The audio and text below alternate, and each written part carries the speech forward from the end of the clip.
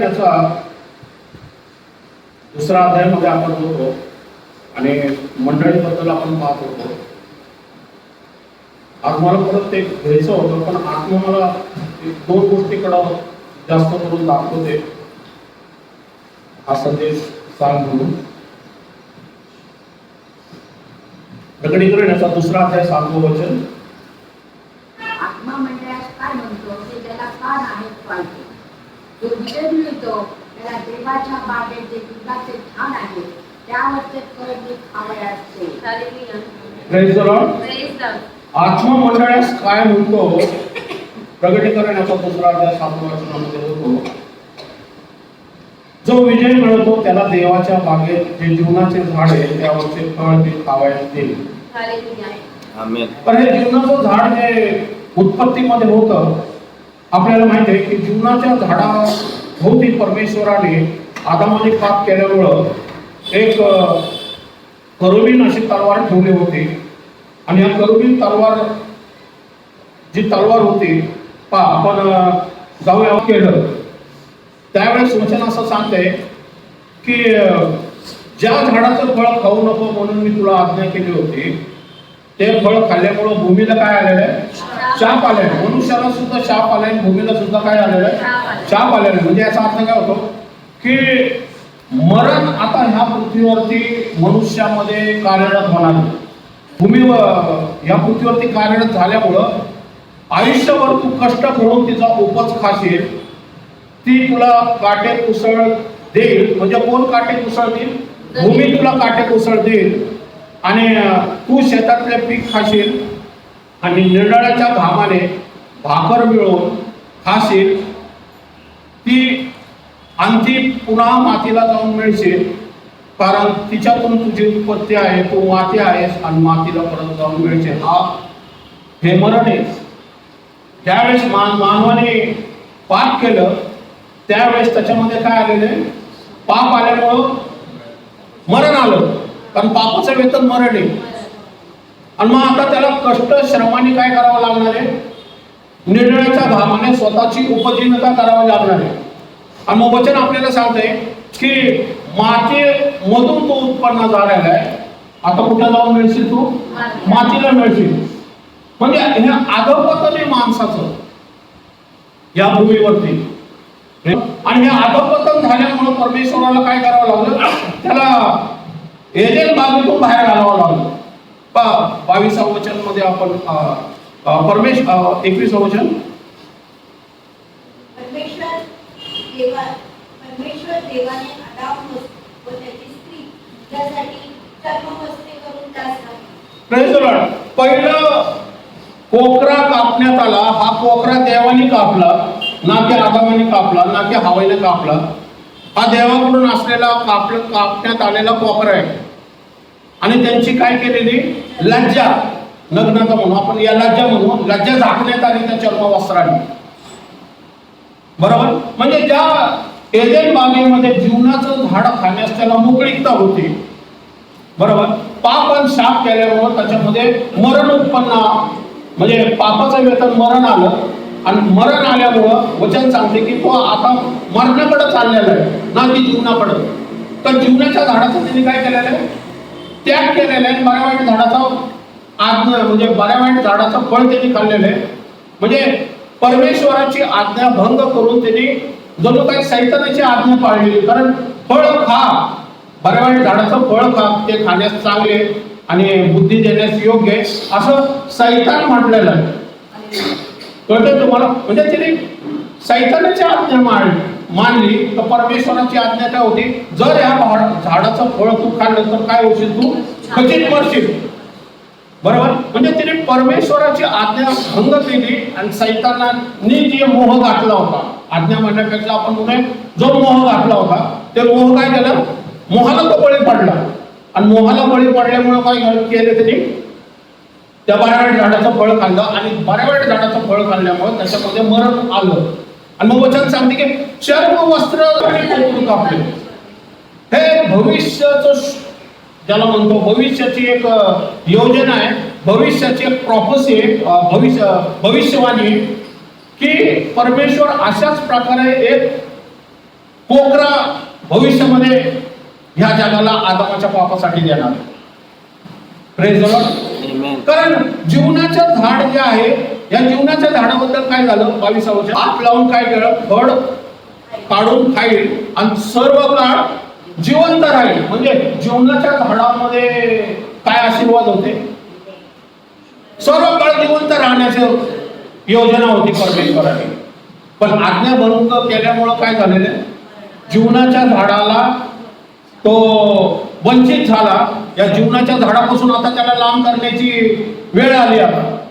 का? कारण त्याने आज्ञाभंग केली. परमेश्वर मानवाच्या इच्छेविरुद्ध काय करत नाही. आज तुम्ही तुमच्या इच्छेने इथं आलेला आहे की मला देवाचं वचन ऐकायचंय म्हणून तुम्ही इथं आलाय. ज्यावेळेस तुम्ही आपली इच्छा परमेश्वराला समर्पित करताना त्यावेळेस परमेश्वर त्याच्या इच्छे योजनेप्रमाणे तुम्हाला चालवायला सुरुवात करतो. आमची इच्छा ज्यावेळेस आम्ही परमेश्वराला समर्पित करतो, आमचं जीवन ज्यावेळेस आम्ही परमेश्वराला समर्पित करतो, त्यावेळेस आम्ही तिचे आज्ञा पालन करायला लागतो. आणि ज्यावेळेस आम्ही आज्ञा पालन करायला लागतो त्यावेळेस परमेश्वर आम्हाला त्याची चांगली, योग्य आणि ज्याला म्हणतो ना आशीर्वादित अशी योजना आमच्याकडून पूर्ण करत असतो. म्हणून आम्हाला समर्पण करणं गरजेचं आहे, आज्ञा पालन करणं गरजेचं आहे. हिथं सर्वात मोठी मानवाची अधोगती झालेली की बऱ्या वाईट आता कळू लागलेले. कदाचित हा जीवनाच्या झाडाला लावून फळ खाऊन तो काय कर सार्वकालिक जिवंत राहील. आता सार्वकालिक जिवंत राहणारे तर प्रॉब्लेम काय आहे, सार्वकालिक जर आता त्यांनी बऱ्या वाईट झाडाचं फळ खाल्लेलं आहे बरोबर, आता बऱ्या वाईट झाडाचं फळ खाल्ल्यानंतर जर त्यांनी जीवनाच्या झाडाचं फळ खाल्लं असतं तर काय झालं असतं, जिवंत काय सर्व काळ जिवंत राहिला असता. पण सर्व काळ जिवंत कसा राहिला असता तो, पापामध्ये आणि शापामध्ये. म्हणजे त्याचा डायबिटीस हा कंटिन्यूच राहिला असता, हार्टचा प्रॉब्लेम कंटिन्यूच राहिला असता. तो वाढतोय म्हणजे अजून आदम पृथ्वीवरती असता, पण अजून शापात असता, अजून पापात असता, अजून आजारामध्ये असता, अजून सैतानाच्या हल्ल्यामध्ये असता बरोबर आहे. म्हणजे मरण एक प्रकारचं त्याच्यासाठी फायद्याचं झालेलं आहे बरोबर. पण देवाची इच्छा नव्हती की हे मरण त्याचा फायदा म्हणजे त्याला मरण यावं तर त्याला जीवन यावं अशी देवाची इच्छा होती. म्हणून आता हे मरण, हे जीवनाचं झाड त्याचं फळ कार्यरत होऊ नये म्हणून देवाने काय केलं, जीवनाच्या झाडा आणि आदामामध्ये काय केलं माहिती का, जमिनीतून उत्पन्न केले, ज्या जमिनीतून तिची मशागत करावी म्हणून परमेश्वर देवाने त्यास एदेन बागेतून बाहेर काढून लावले. म्हणजे आदाम हा कुठं उत्पन्न केला होता आदामाला, एदेन बागेच्या बाहेर. एदेन बागेमध्ये नाही, बघा काय म्हटलेले नीट बघा, ज्या जमिनीतून त्यास उत्पन्न केले होते तिची मशागत करावी म्हणून परमेश्वराने त्यास एदेन बागेतून बाहेर काढून लावले बरोबर. म्हणजे आता 8वं वचन 2:8 मध्ये येऊया आपण.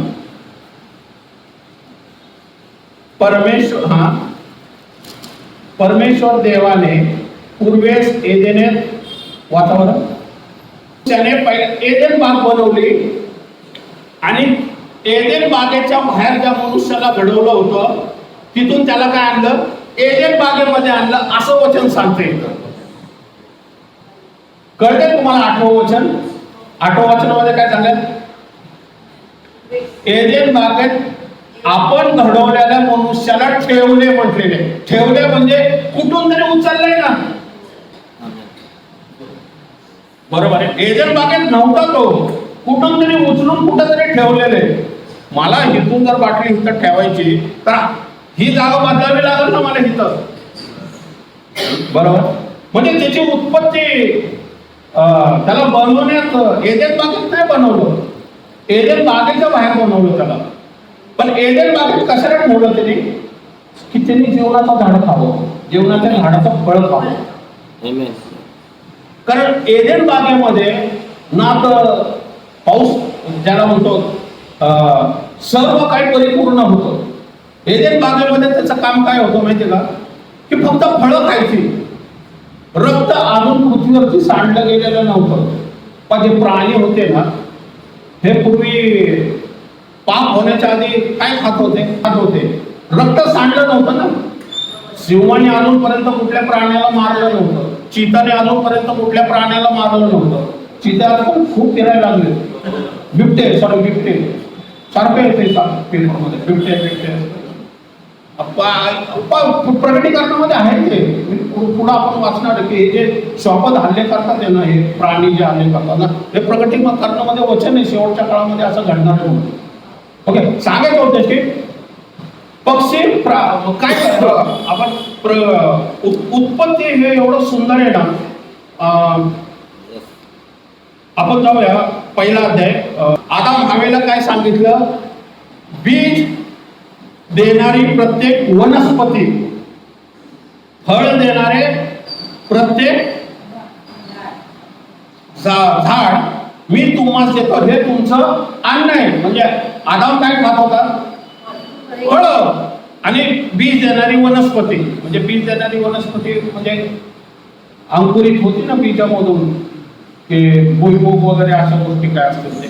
तर त्या हे म्हणजे आदाम हे फळ खात होता, बरोबर. तो प्राणीचे शिकार करून खात नव्हता, कारण अजूनपर्यंत रक्तपात पृथ्वीवरती झाला नव्हता. तर प्राणी काय खात होते? पुढचं वचन बघा, 30 31. त्याचप्रमाणे पृथ्वीवरील सर्व पशु, बरोबर. सिंह, हाती, बिबट्या सगळे जे होते ना पशु, गाय, बकरी सगळे, हा, आकाशातील सर्व पक्षी व पक्षी व पृथ्वीवर संचार करणारे सर्व जीवधारी प्राणी, हा, यास अवघी हिरवळ खावयासाठी घेतो आणि कसे झाले. Praise the Lord. कळतंय? इथंच दिलेले आदामाला फळ आणि बाकी प्राण्यांना गवत, बरोबर आहे. हे होतं पूर्वी पॅटर्न. रक्त अजून सांडलं गेलेलं नव्हतं, बरोबर. पृथ्वीला अजून शाप आलेला नव्हता अजून, कारण मनुष्याद्वारे पृथ्वीला शाप का आला माहिती का? तर मनुष्याला या पृथ्वीवरती सत्ता सामर्थ्य स्थापन कर आणि तिच्यावरती राज्य कर, असं देवाने आशीर्वादित केलं होतं. कारण आदाम हा कोण आहे माहिती का? परमेश्वराचा प्रतिरूप. आदाम हा देवाचं प्रतिरूप आहे. म्हणजे आणि देव कुठं राहतो? स्वर्गात. आणि आदाम कुठं राहतो? पृथ्वीवरती. म्हणजे आपण कोण आहोत? देवाचं प्रतिरूप. म्हणजे आपण कोण आहोत? त्याचे रिप्रेझेंटेटिव्ह. या त्यांनी पृथ्वीवरती त्याच्या इच्छे योजनेप्रमाणे ठेवलेले त्याची लेकरं. वारसा हक्काने आपण लेकरं आहोत. आमचं काम काय? पृथ्वीवरती सत्ता स्थापन करायची, बहुगुणित व्हायची, फलद्रूप व्हायची आणि पृथ्वीला काय करायचं? पृथ्वीवरती जसं स्वर्गात तसं पृथ्वीवरती त्याच्या इच्छेप्रमाणे करण्यासाठी परमेश्वराने आदामाला ठेवलं होतं. पण आदामाने चूक केली आणि त्याच्यावरती शाप आला.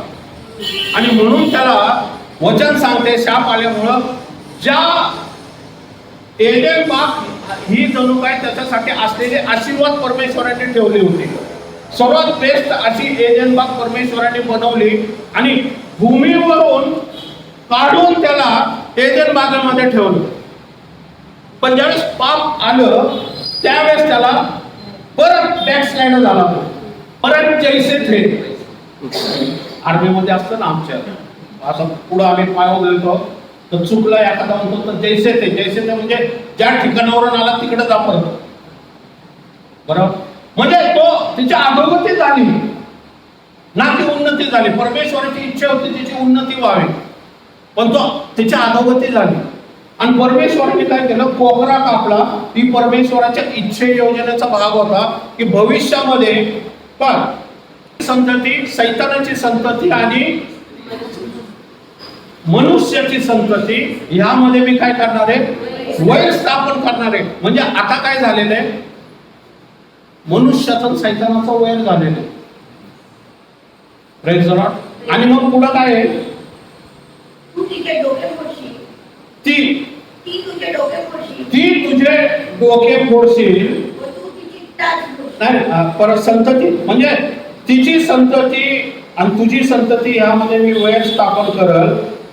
ती तुझे डोके फोडेल. कोण डोके फोडेल? संतती. स्त्री मधून येणारी संतती तुझं डोकं फोडल. वदस सांभाव ही भविष्यवाणी. ही भविष्यवाणी की पुढं एक संतती येणार आहे जी तुझं डोकं फोडणार आहे. Praise the Lord. आणि पुढं तू तिची टाच फोडशील. बरोबर. सैतानाला काय वाटलं की आपण जर त्याची टाच आधी पहिलं वचन काय? ती तुझं डोकं फोडल. दुसरं वचन काय पुढचं? तू तिचे टाच फोडशील. बरोबर आहे. मग तो उत्पत्तीपासून सर्च म्हणजे लक्ष ठेवून होता कुठली संतती कुठली संतती कुठली संतती येणार आहे. अशी संतती की मी पहिल्यांदा काय करतो त्याची टाचच फोडतो म्हणजे ती माझं डोकं फोडणार नाही. त्या व्यक्तीची जर टाच आधीच फोडली म्हणजे टाच फोडणं म्हणजे माहिती आहे ना चावा घेणं.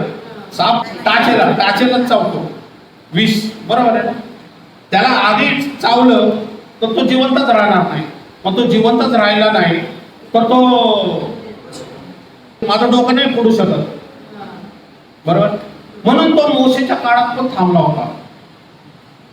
आणि मोशेला मारण्याची फारोनी ज्यावेळेस आज्ञा केली की सगळी इस्रायल स्त्रियांना ठेवा पुरुष संतती मारा.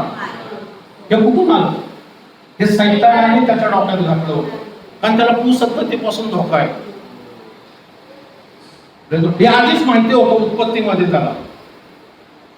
फार निर्गम मध्ये दिलेले ह्या गोष्टी की आपण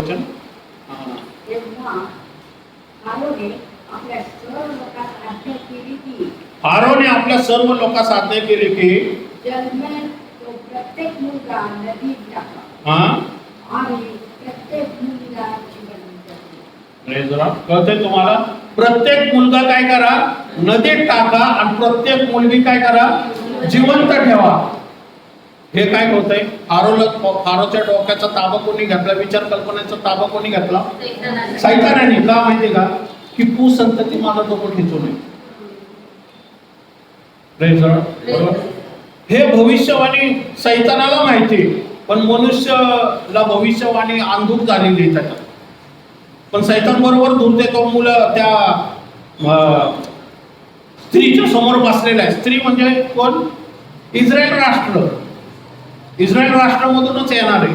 कारण अब्रामाला ज्यावेळेस निवडलं त्यावेळेस सैतानाला कळलं की संपूर्ण जगामध्ये देवाने इस्रायल राष्ट्राला निवडलेलं आहे आणि इस्रायल राष्ट्रामधूनच ती कुसंतती येणार आहे.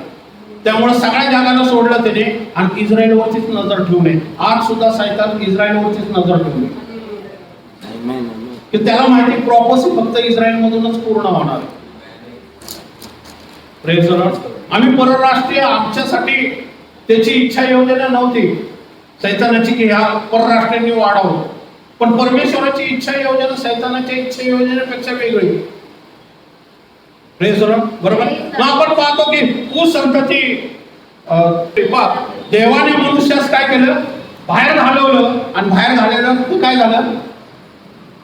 जीवनाच्या झाडाकडे जाणाऱ्या मार्गाची राखण करण्यासाठी एदेन बागेच्या पूर्व भागे करोबीन व म्हणजे पूर्व भागेतून त्याला बाहेर घालवलं. एकच दरवाजा होता पूर्व भागेत. वचन सांगते. आणि पूर्व भागेमध्ये त्यांनी काय केले? करोबीन जे देवदूत असतात त्यांच्या हाती काय दिलेली? गरगर फिरणारी. फक्त गरगर फिरणारी नाही. फिरते की कुठलाही व्यक्ती हात येऊ शकत नाही.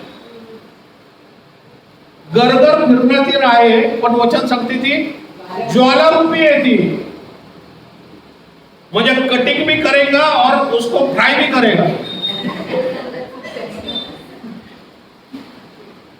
कळलं तुम्हाला? म्हणजे आदाम आता त्याच्यानंतर जीवनाच्या झाडामध्ये येऊ शकणार नाही. देवाने केली माहिती का, की आदमाच्या चांगल्यासाठी.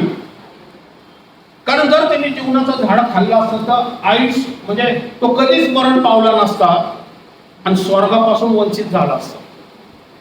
परमेश्वराची बुद्धी किती अगम्य आहे.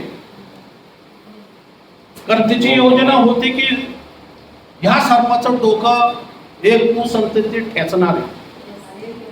आणि म्हणून सैतान बघत होता की तो जो कुसंतती आहे ना, तो जन्माच्या आधीच मी काय करेल माहिती का, त्याच्या टाचेचा चावा घेईल की त्याने योजनाच पूर्ण करू नये. म्हणून मोसेच्या काळात आपण पाहिलं की फारोने सुद्धा आज्ञा दिली की मुलास नदीत टाका व मुलगी जिवंत ठेवा. पण ज्याला म्हणतो ना आपण सुईणी होते ना, त्या परमेश्वराचं भय बाळगून होत्या. 17 वचन, त्या सुईणी देवाचे भय बाळगणाऱ्या होत्या. सैतानाने जरी किती जरी तुमच्यासाठी योजना केली ना, काळजी करू नका, देव काम करणार आहे. त्याच्या प्रत्येक वार निष्फळ ठरणार आहे. बरोबर आहे. इथं तर त्याने वचन सांग, पण राजाची आज्ञा आहे. कुठल्या माणसाने फारो राजाची दहशत होती, पण तरी त्या दहशती विरुद्ध वचन सांगले. त्या सुईने मात्र परमेश्वराचा भय धरत होत्या आणि त्यांनी काय केलं, म्हणून त्यांनी मिस्री राजाच्या हुकुमाप्रमाणे न करता मुलगी जिवंत राजाचा हुकूम होता तरी राजाचा हुकूम त्यांनी म्हटलं आम्ही मरण पावलं तरी चालेल, पण परमेश्वराचं भय धरणार आहे आणि मुलगा जिवंत ठेवणार आहे. आणि हा जिवंत मुलगाच मोशे होता. जो देवाची योजना अशी आहे की मोशे हा राजाच्या घरातच वाढला आणि राजाला माहित नाही की माझ्या घरातच डोकं फोडणारा हा सैताना, राजाला माहित नव्हतं की हाच. कारण मोशेच्या कुळातूनच, त्याच कुळातून येशू ख्रिस्त येणार आहे. Praise the Lord. पण देवाची योजना अद्भुत आहे. तो त्यासाठीच तो तुमच्या ह्याला म्हणतोय इपिस्करातला, जो विजय मिळवतो त्याला देवाच्या बागेत जे जीवनाचे झाड आहे त्यावरचं फळ मी खावयास देईल. म्हणजे जीवनाचं झाड जे ज्याला म्हणतो गरगर करुबीन ज्वालारूपी तलवार ठेवली होती, ती मनुष्यापासून लांब झाली. आणि जे फारोची आज्ञेप्रमाणे सर्व मुलांना मारायची योजना होती, त्या सुईणीद्वारे देवाची योजना काय झाली, पूर्ण झाली आणि सैतानाचे हार झाले. Praise the Lord. तुमच्या जीवनात आज काय प्रॉब्लेम आहे, समस्या आहे, काळजी करू नका. सैतानाचे किती हल्ले असेल, त्या परिस्थितीचे किती हल्ले असेल, का तुम्हाला वाटत असेल ही सिच्युएशन आमच्यातर्फे आम्ही प्रयत्न करून सुद्धा बदलत नाही, मी तुम्हाला सांगू इच्छितो, देव परमेश्वर तुमची परिस्थिती, तुमची समस्या, तुमचे आजार, तुमचे त्रास, तुमचा कर्जबाजारीपणा, या तुमच्यामध्ये विभक्त झालेली नाती आहे ना, ती सुद्धा बदलून टाकण्याचा प्रेज द लॉर्ड. आमचा परमेश्वर महान आहे. Praise the Lord. आज परमेश्वराच्या आत्म्याद्वारे काय देव सांगतोय हे ऐका. हेरोद राजाला कळलं की बेथलेम मध्ये एक राजा जन्मला आहे, ज्याचा तारा पाहून हे मागे लोक आलेले. इथं विडंबना किती मोठी आहे.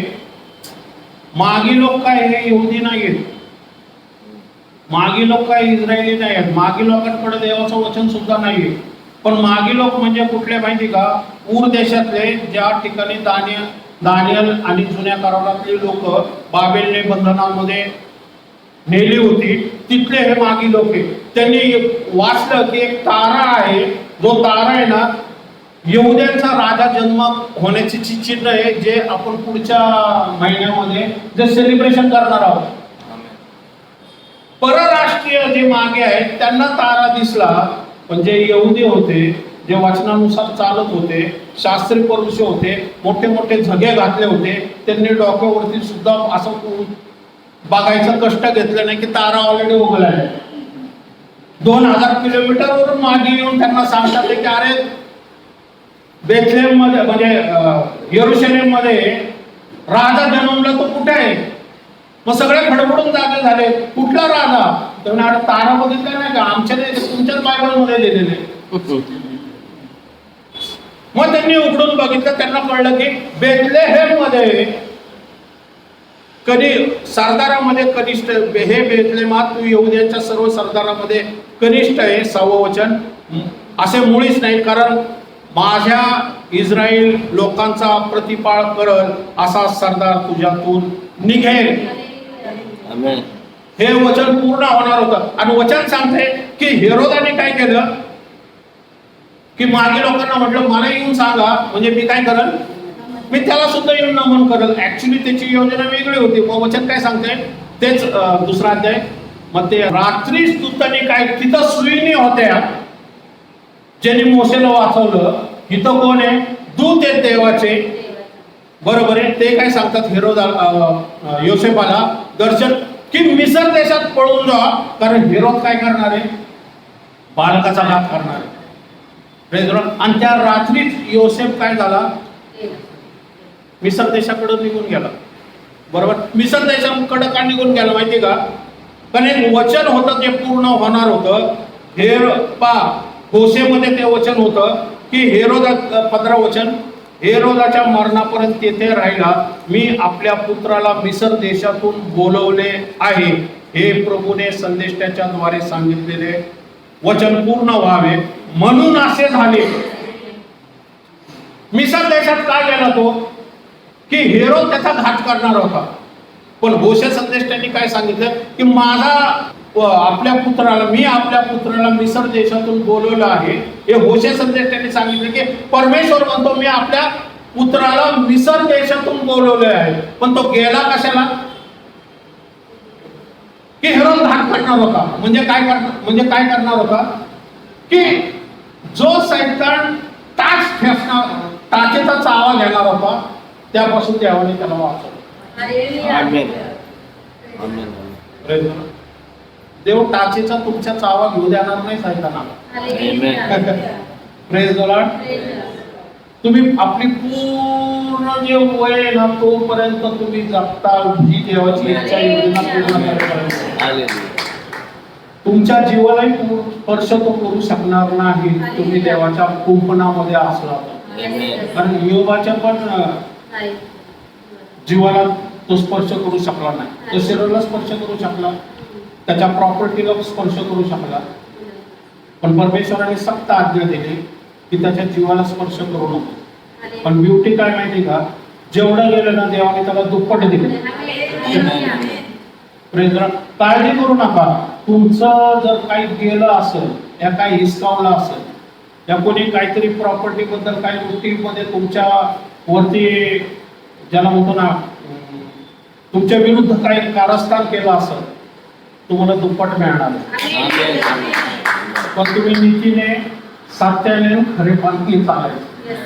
परमेश्वर तुमचे गेलेले सर्व स्तोत्र. काळजी करू नका. तुम्ही अशा सिच्युएशन मधून जात असाल की तुम्हाला परिस्थिती अवघड झालेली वाटत असेल, पण तुमचं जेवढं गेलेलं आहे ना, मी आता तुम्हाला सांगतो की तुमचं काही दुप्पटीने तुम्हाला मिळणार आहे. आणि मग वचन पुढं काय सांगते, मग ते याचा दुसरा अध्याय. मागी लोकांपासून विचारून घेतली होती की हा तारा कधीपासून दिसतोय. ते म्हटले साधारण 2 वर्ष असं आहे. अर्चनी बरोबर पुढे बघा. प्रमाणे त्याने बेथलेहेम व आसपासच्या सर्व प्रदेशात जे 2 वर्षाचे व त्याहून कमी वयाचे बालक होते त्या सर्वांना त्याने माणसे पाठवून त्यांच्याकडून दिवे मारले. Praise the Lord. कळते, सैतानाने टाचेचा चावा घेतला, चुकीच्या टाचेचा चावा घेतला. कारण ऑलरेडी देवाने डोकं फोडणारा मिसरकडे पाठवला.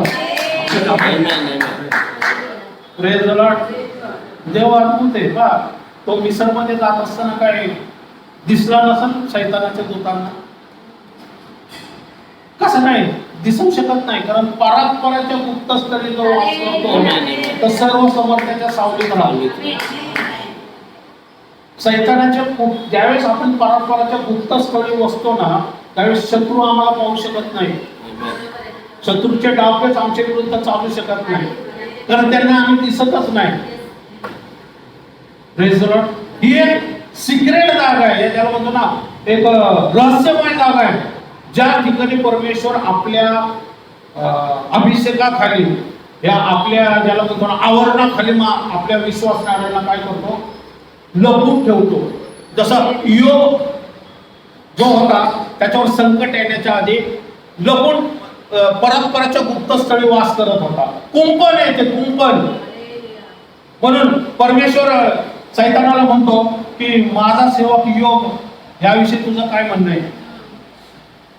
म्हणतो माझं काय म्हणणं आहे बाबा, तिथं कुंपण घातलेले ज्वालारूपी तलवाराचं, मी गेलो खचाक परत फ्राय. बरोबर, मला तिथपर्यंत जाताच येत नाही. पहिल्यांदा तर तुटला जाईल, नंतर भासलं जाईल. तुमच्या प्रॉपर्टी भोवती, तुमच्या नोकरी भोवती, तुमच्या पगाराभोवती, पण कुठल्या तरी व्यक्तीच्या पगाराबद्दल परमेश्वर आता बोलत आहे. तुमच्या पगाराभोवती परमेश्वर संरक्षण देते. आम्ही जो म्हणून त्याच्यासाठी हे वचन असतं.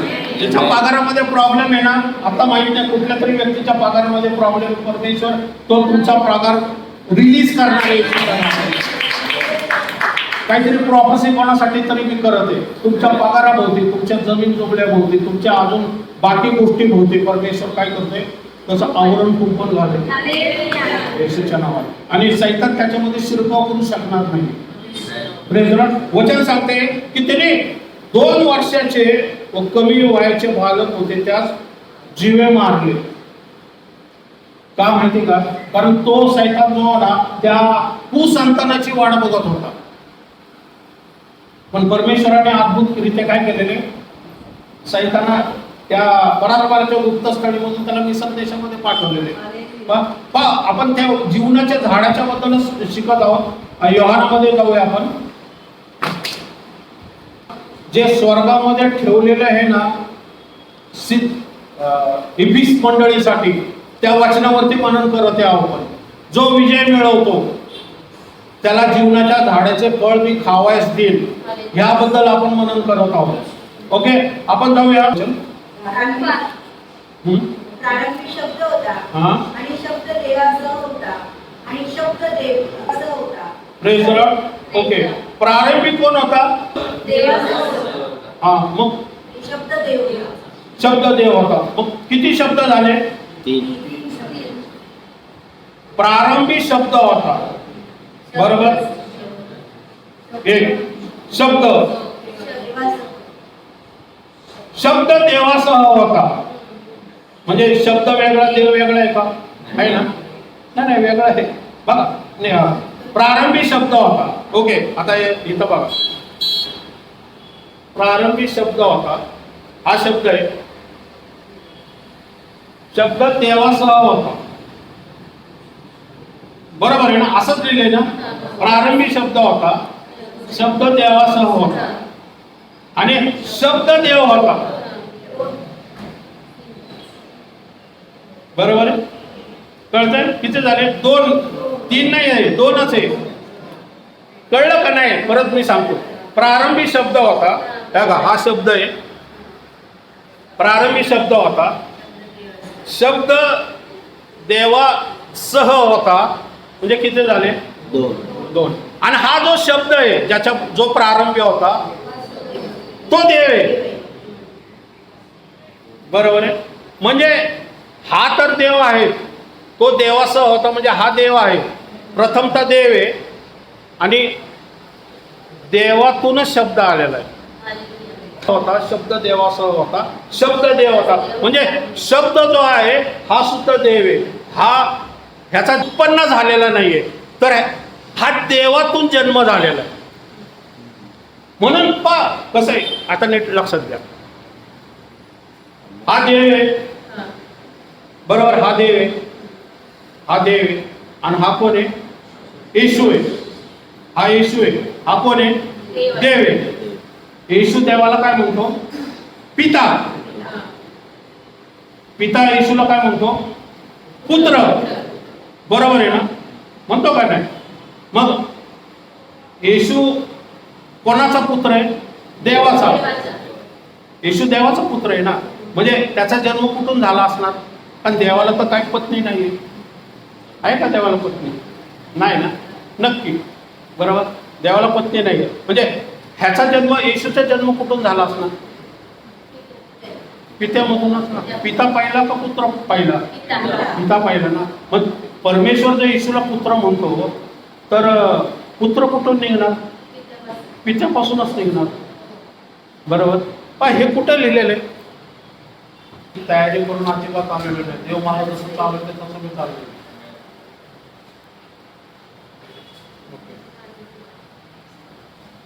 देवाचा आत्मा जसं सांगतो मी तसं. ओके. कलेसिकरास पत्र, याचा फिलिपिन्स करास म्हणतात, कलेसिकरास आहे. याचा पहिला अध्याय 15 वचन. अदृश्य देवाचं प्रतिरूप आहे आणि तो सर्व उत्पत्तीत श्रेष्ठ नाही, ज्येष्ठ. ज्येष्ठ आहे, ज्येष्ठ. ज्येष्ठचा अर्थ काय होतो? सर्वात प्रथम. ज्येष्ठ आपण होतो ना, हे आमचे ज्येष्ठ चिरंजीव फलाना फलाना असं म्हणतो. ओके. पण तो वचन काय सांगते? तो अदृश्य देवाचं प्रतिरूप आहे.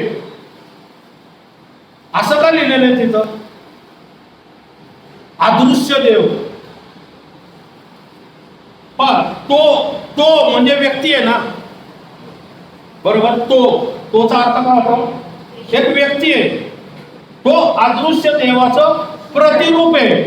आपण परमेश्वराचं प्रतिरूप आहे, बरोबर. तसं येशू आपलं प्रतिरूप आहे, बरोबर आहे ना. आपल्या प्रतिरूपाचा म्हणजे अदृश्य देवाचं प्रतिरूप आहे. मग इथं देवाला अदृश्य का म्हटलेले? देवाला कोणी पाहिलंय का?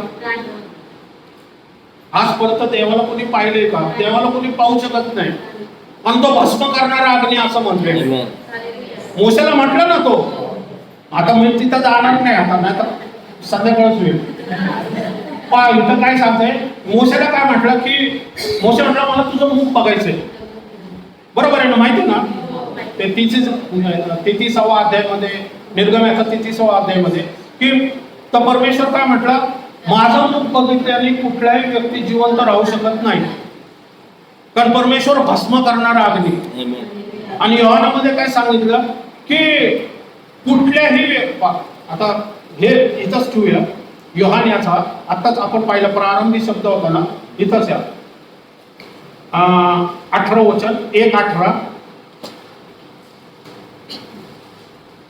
तो अदृश्य देव म्हणजे कोण आहे ना, हे आपण बघूया.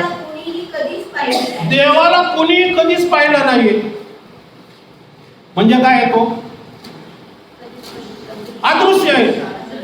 अदृश्य म्हणजे अस्तित्वात नाही असं नाही, नाही, न दिसणारा नाही. मानव बघू शकत नाही, नाही तर भस्म होईल. मानवाची ती लेवल नाहीये. मानव तेवढा पवित्र, शुद्ध, निष्कलंक नाहीये. मानव तेवढा परमेश्वराच्या उभा राहण्याच्या लायकीचा नाहीये. इव्हन जे परमेश्वर ते, त्यांना 6 पंख आहेत. 2 पंखांनी ते पाय झाकतात, 2 पंखांनी ते तोंड झाकतात आणि 2 पंखांनी उडतात. 2 पंखांनी पाय का झाकतात माहिती का? की पायाची नग्नता देवाला दिसू नये. 2 पंखांनी तोंड का झाकतात माहिती का? कारण ते देवाला बघू शकत नाही. एवढा तो पवित्र, शुद्ध, निष्कलंक आहे. ते परमेश्वराच्या सिंहासनाखाली असलेले करुबीन आहेत. सराफीन म्हटलेले. त्या सराफीन म्हणजे अग्नीचे दूत आहेत. ते त्यांच्यामधून अग्नी वाहतो. मी कधी ते चित्र आणाल, पण ते म्हणजे सांगायचं होतं की ते खूप अग्निरूप असे करुबीन आहेत. अनेक वेगवेगळे करुबीन याचा अर्थ काय होतो म्हणजे सराफीन, करुबीन नाही, सराफीन. करुबीन हे गरगर फिरणारी तलवार आपण पाहिलं, ते करुबीन आहे. सराफीन म्हणजे अग्नीचे देवदूत आहेत, ते जे परमेश्वराच्या सिंहासनाखाली असतात. आता पुढं विषय नको, कारण ते खूप हेवी होईल. मग ओके, आपण जाऊया. देवाला कोणी कधीच पाहिलं नाहीये. म्हणजे मोशेपर्यंत देवाला कोणी पाहिलं होतं का? मी नाही सांगत इथं. म्हणजे नवीन करारापर्यंत देवाला कोणी पाहिले का? म्हणजे मोसेनी पण पाहिलं नाही. वचन सांगताय मोसेनी ज्या वेळेस देव त्याच्या समोर गेला तर देवाची पाठ दिसली, कारण हाताने देवाने त्याचं तोंड झाकलं की बस तोंड पाहायचं म्हटल्यावर मोसे म्हटलं मला देवा तुझं तोंड पाहायचं. देव म्हटलं आता माझा सेवक आहे तर मी तोंड तर दाखवू शकत नाही, त्याला पाठ दाखवतो. देवाने त्याला पाठ का दाखवली माहिती का? की तो जुना करार पाठीकडून त्यांनी बघितलेले देवाला पाठीकडून, पण येशू प्रत्यक्ष आम्हाला दिसतो.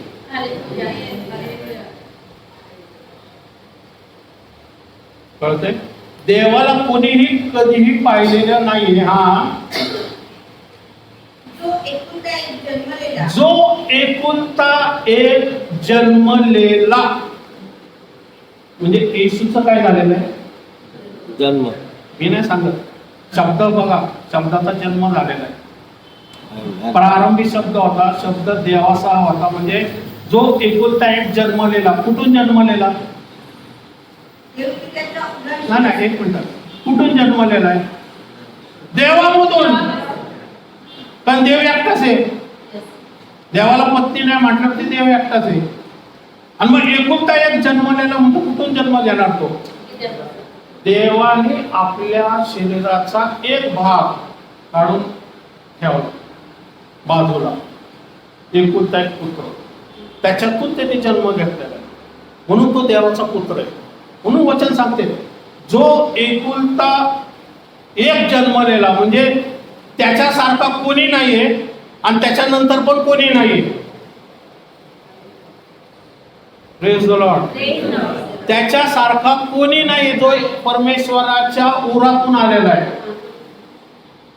पुढे दिलेलं आहे, जो देवपित्याच्या उराशी असतो. येशू कुठं असतो? देवाच्या उराशी. तो भस्म करणारा अग्नी आहे ना. पण एकुलता एक पुत्र जो त्याच्यातूनच जन्म घेतलेला आहे, त्यांनी त्याच्याच शरीराचा हिस्सा आहे, त्याला तो भस्म करू शकत नाही, कारण तो त्याच्या शरीराचा भाग आहे. तो सुद्धा अग्नीने भरलेला आहे. Amen, amen. वचन सांगते तो एकुलता एक जन. संपूर्ण सृष्टीमध्ये फक्त येशू हाच व्यक्ती आहे की जो जन्मलेला आहे. वचन ही वेगळी काय का?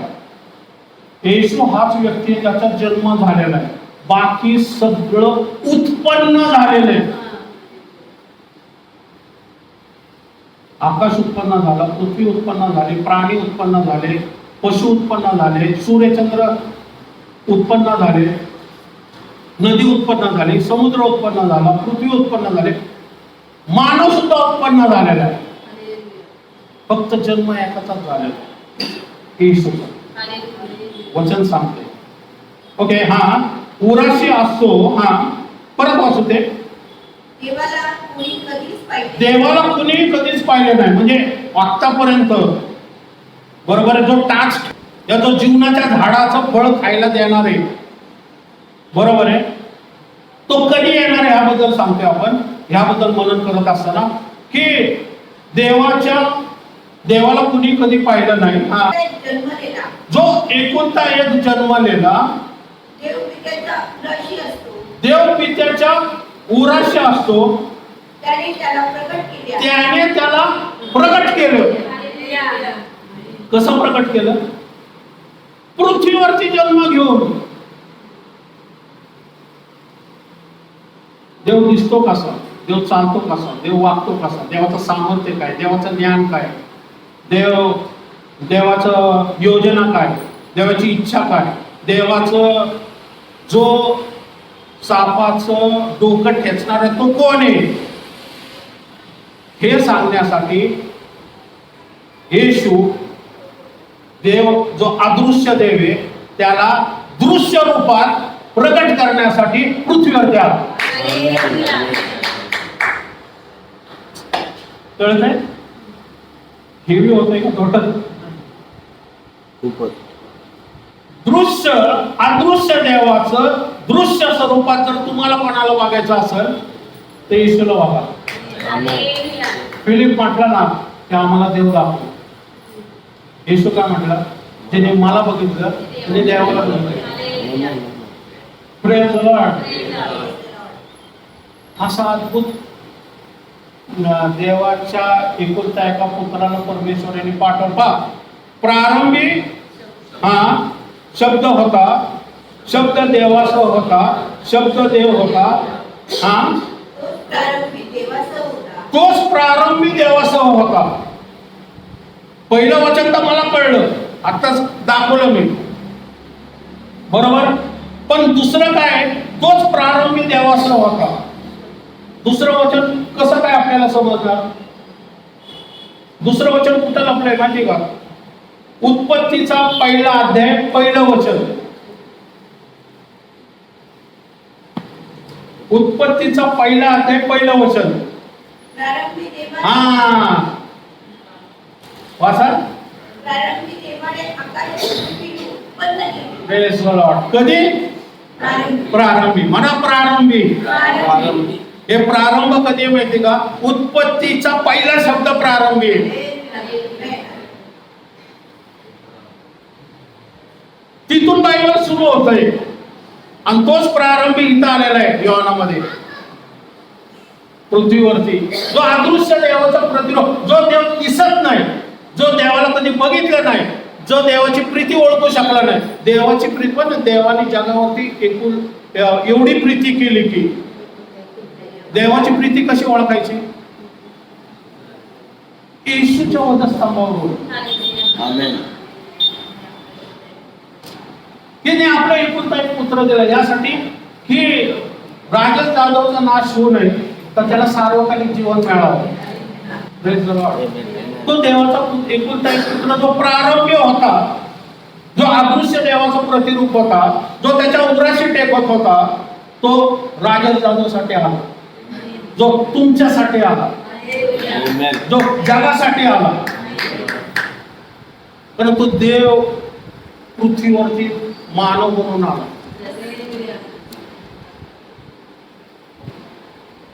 आत्मा, हेच आत्मा आज मी अजिबात तयारी केलेली नाहीये. मी काय सांगतो हे सगळा आत्मा चालवतोय. मी ऍक्च्युली सांगायला वेगळंच आलेलो आहे, पण आज तुम्ही जे ऐकताय ना हे सगळं आत्म्यामधून येत आहे. आणि आत्म्यामधून किती आघात येत आहे बघा. वचन काय नंतर पुढं बघितलं आपण उत्पत्तीमध्ये. प्रारंभी देवाने आकाश व पृथ्वी उत्पन्न. तिथं देवानेचा हिब्रू मध्ये देवानेचा अर्थ काय माहिती का? उत्पत्तीमध्ये आपण गेलेलो. उत्पत्तीमध्ये देवाने, आकाश नाही आहे तिथं, ऍक्च्युली ते स्वर्ग आहे. हिब्रू मध्ये स्वर्ग आहे. देवाने याचा अर्थ तिथं एलोहिम म्हटलेलं आहे. तिथं एलोहिम आहे. एलोहिम याचा अर्थ सिंगर नाही आहे. एलोहिम, एलोहिम अर्थ एकापेक्षा जास्त, म्हणजे शब्द पण आहे, देव पण आहे, पवित्र आत्मा पण आहे. Praise the Lord. Praise the Lord. म्हणजे प्रारंभी याचा अर्थ, प्रारंभी देव होता, देवाकडून असलेला त्याचा एकुलता एक पुत्र आहे. एकुलता एका पुत्र आणि देवामध्ये कोण आहे? पवित्र आत्मा आहे. बरोबर. आज पवित्र आत्मा हित आहे. आज पवित्र आत्मा स्वर्गात पण आहे. बरोबर. आज पवित्र आत्मा माझ्याद्वारे हित बोलत आहे, पण मी फक्त समर्पित झालेलो आहे. माझ्याद्वारे हित बोलत आहे. आज पवित्र आत्मा दापोडीमध्ये पण बोलत आहे. आज पवित्र आत्मा रस्तापेठमध्ये पण बोलत आहे. आज सर्वीकडे चर्च चालू आहे. पवित्र आत्मा आज प्रत्येकामध्ये बोलत आहे. येशूची दुसरी पायरी काय होती की दुसरा मध्यस्थी पाठवावा. ओके, ते नंतर बघूया. अजून हे होईल दुसरीकडे पहा. ओके, प्रारंभी शब्द होता. परत या तोच प्रारंभी देवाचा होता. सर्व काही त्याच्याद्वारे झाले आणि जे काही झाले ते त्याच्यापासून झाले नाही. सर्व काही त्याच्याद्वारे झाले. आकाश त्याच्याद्वारे झाले, पृथ्वी त्याच्याद्वारे झाली. मानव बनवण्याचं काम तिने केलं. म्हणजे येशू काय आहे माहिती का? परमेश्वराचा जो अदृश्य देव आहे ना, त्याचा तो विचार कल्पना अस्तित्वात आणणारा, या त्याचं कार्य करणारा म्हणजे येशू आहे. म्हणजे ज्यावेळेस परमेश्वर म्हणतो ना की आकाश म्हणजे पृथ्वी उत्पन्न करायची, या प्राणी उत्पन्न करायचं, जे उत्पत्तीमध्ये दिलं की परमेश्वर बोलला. परमेश्वर जसं बोलतो ना, तसं म्हटलं आपल्या प्रतिरूपाचा मानव तयार करूया आपण, की येशू तयार झाला आणि पवित्र आत्मा पण तयार झाला. मग येशूचं काम काय? त्या मानवाला मातीचा आकार द्यायचा. परमेश्वर बरोबर. पवित्र आत्म्याचं काम काय? त्याच्यामध्ये हाडं मांस सांधे सगळं अस्तित्वात आणायचं. आणि परमेश्वराचं काम काय? त्याच्यामध्ये फुंकर मारायचे. हे तीन लोक काम करतात. येशूने बनवलं, पवित्र आत्म्याने त्याच्यामध्ये हाडं मांस जीव आणला आणि परमेश्वराच्या फुंकरीद्वारे त्याच्यामध्ये आत्मा आल्याने तो जिवंत प्राणी असावा. म्हणून आपल्या प्रतिरूपाचा म्हटलं म्हणजे पिता पण काम करतोय, पुत्रही काम करतोय, पवित्र आत्मा पण काम करतोय. बरं, वचन सांगते की प्रारंभी शब्द होता. म्हणजे येशूचा जन्म कसा झाला? जर हा स्वर्गात येशू होता तर पवित्र आत्म्याने काय केलं? त्याला श्रिंक करून, ज्याला म्हणतो ना बीज करून मरियेच्या उदरामध्ये ठेवलं. वचन सांगते की मरियेवरती पवित्र आत्मा आला. पण असा जो येशू स्वर्गामध्ये होता त्याला मरियेच्या उदरात कसं ठेवणार? हे पवित्र आत्म्याचं काम आहे. हे डीप गोष्ट आहे, इथं जाणार नाही. म्हणजे हे बीज आहे, शब्द जो आहे ह्याला बीज रूप करणं आणि मरीच्या उदरामध्ये ठेवणं हे पवित्र आत्म्याचं काम. Amen. आणि मग कारण मरियेचं रक्त, या मरियेचा शरीराचा कुठलाही भाग येशूला जन्मता असताना स्पर्श करू शकत नाही. कारण पाप हे मानवाच्या उत्पत्ती म्हणजे जन्मापासूनच त्याच्यामध्ये आहे असं दावीद म्हणतो. मी आईच्या उदरापासूनच पापी आहे असं योग पण म्हणतो. कारण आदामानंतर सगळी संतती पापामध्येच आलेली. पाप करण्याच्या आधी आदामामध्ये कुठलीच संतती नव्हती. म्हणजे आदामाची संतती ही काय झालेली? शापित झाली, मरणाकडे चाललेली. म्हणजे नीतिमान कोणी नाही, एकही नाही. एकच नीतिमान होता जो येशू ख्रिस्त. आणि म्हणून आता स्त्रियांना जास्त माहिती आहे, तिला कुमारिकाच कार्ड बनवलं ते माहिती असेल. ती कुमारिका होती, कुमारिकाच का बनवलं? कुमारिका गर्भवती होऊ शकते का? कळतंय? म्हणजे तिचा काय भाग होता त्याच्या जन्मामध्ये? काहीच नसू शकतो. मी बोलतो ते योग्य आहे का नाही? आहे ना? पण देवाची योजना अफाट आहे. तिच्या कुठल्याही शरीराचा स्पर्श, पापाचा स्पर्श, फक्त तिचं उदर फक्त वापरण्यात आलं त्याच्या जन्म होण्यासाठी. कारण तो काय होता? हा 4थं वचन, एक आई जीवन होते. म्हणजे स्वर्गातून तो मानवासाठी जीवन घेऊन पृथ्वीवरती आला. त्याच्या ठाई जीवन होते. हा ते जीवन मनुष्य मात्राचा प्रकाश, ते जीवन मनुष्य मात्राचा प्रकाश होतं. म्हणजे प्रकाश म्हणजे काय? की जे वचन परमेश्वराने दिलं होतं, एक पुसंताने ही हा सर्पाचं डोकं ठेचत, तो प्रकाश, तो जीवन घेऊन जो अदृश्य देवाचा प्रतिरूप आहे, परमेश्वराचा उराशी होता, जो एकुलता एक पुत्र जन्मलेला, तो पृथ्वीवरती प्रगट होण्यासाठी, या जीवन आणण्यासाठी तो पृथ्वीवरती कुमारी मरियेच्या उदरी त्याचं बीज ठेवण्यात आलं. आणि वचन सांगते तो त्याच्या जन्माद्वारे मनुष्यामध्ये काय येणार आहे? सार्वकालिक जीवन येणार आहे पुढं. तो मनुष्य मात्राचं वचन सांगते त्याच्या ठाई जीवन होतं. हा नंतर आपण पाहूया की ओके. आता हे आपण 14 वचन या योहान 1:14, शब्द देही झाला. कुठला शब्द? हा जो प्रारंभी होता, जो प्रारंभी देवासह होता. हा शब्द आता काय झाला? देही झाला. का देही झाला?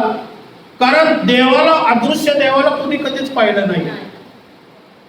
मग देव दिसतो कसा, देव चालतो कसा, देव वागतो कसा, देवाची प्रीती कशी, देवाचं सामर्थ्य काय, देवाचं ज्ञान काय, देवाचं सार्वकालिक जीवन कशामध्ये लपलेलं आहे. देवाला कुणीच पाहिले नाही, आम्ही देवाला कसं पाहू, त्याचं ज्ञान, बुद्धी, शक्ती, सामर्थ्य, त्याची प्रीती. मग कोणाकडे पाहायचं आम्ही? येशूकडे. म्हणून तो देही झाला. म्हणून तो यासाठी देही झाले की मनुष्य मात्राचं जीवन घेऊन स्वर्गातून पृथ्वीवरती आलेलं आहे. बरोबर. आणि त्याच्याद्वारे फक्त नवीन करारातलं नाही, तर जुन्या कराराला सुद्धा जीवन मिळणार. Amen. कारण जुना करार हा अब्रामाच्या उराशी वाट पाहते तारणाऱ्याची. कारण जुना करार हा पुनरुत्थान होऊ शकत नाहीये. कारण मरण आणि अधोलोकाच्या चाव्या ज्या आहेत ना, अजून सैतानाकडेच आहे. आणि येशू हा मरण आणि अधोलोकाच्या चाव्या घेण्यासाठी सुखलोकात जाणार आहे. Amen. आणि त्या चाव्या घेऊन पुनरुत्थानाद्वारे मानवामध्ये जीवन आणणार. हे अद्भुत आहे. बरोबर. वचन सांगते, हा शब्द देही झाला, त्याने आम्हामध्ये वस्ती केली. ओके, आपण इकडे येऊया. कलेसिकरास पत्र जिथून सोडलं होतं आपण. पृथ्वीवरती असलेले दृश्य, अदृश्य. दृश्य म्हणजे मानवजात. ओके. अदृश्य म्हणजे देवदूत. ओके. हे वचन सांगते, हे जे काय आहे ते त्याच्या मध्ये निर्माण झाले, सर्व काही त्याच्याद्वारे झाले आणि सर्व त्याच्यासाठी निर्माण झालेले. म्हणजे त्याच्याद्वारे झाले, त्याच्यासाठी निर्माण झाले. कारण ह्याच्यानंतर नवीन करारानंतर जुना करार आणि नवीन करार हा येशूमुळं सार्वकालिक जीवनामध्ये परमेश्वराच्या पुराशी स्वर्गात जाणार आहे. त्याच्याद्वारे त्याच्यासाठी. Amen. कारण आपण कोण आहोत? येशूची बरोबर. त्याच्यासाठी, त्याचं कार्य करण्यासाठी, परमेश्वराचं कार्य करण्यासाठी देवाने शब्द पृथ्वीवरती पाठवला. का माहिती का? की आपण परमेश्वराची संतान व्हावी आणि त्याच्यासाठी काम करावं. कोणासाठी काम करावं? देवासाठी, येशूसाठी. Amen. पण वचन सांगते, त्याच्याद्वारे. त्यांनी क्रूसच घेतला नसता तर आम्ही स्वर्गातच गेलो नसतो. त्यांनी क्रूस घेतला तर जुना करार सुद्धा अब्रामाच्याच उराशी असतात. त्यांनी क्रूस नसता घेतला तर मरण आणि अधोलोकाचे किल्ले अजून सैतानाकडे असतात. त्यांनी क्रूसच घेतला नसता तर जे सार्वकालिक जीवन कोणालाच मिळालं नसतं. त्यांनी क्रूसच घेतला नसता तर सैतानाला पायाखाली कुणीच ठेचलं नसतं. आणि त्यांनी क्रूस जर घेतला नसता, तो उत्पत्ती याचा 2 अध्याय 15 वचन जे होतं, सर्पाचं डोकं ठेचल, हे वचन कधीच पूर्ण झालं नसतं. पण ते होण्यासाठी शब्द देही झाला. देवाचं वचन पूर्ण होणार आहे का देवाच्या मुखातून आलेले आहे. आणि मग हा एकुलता एक पुत्र आला की ते त्याच्यासाठी. हा पुढं 17 वचन, तो सर्वांच्या तो सर्वांच्या पूर्वीचा आहे. पूर्वीचा आहे. आताच बघितलं आपण प्रारंभी. पण कलेसी पाऊल सुद्धा तेच लिहितोय.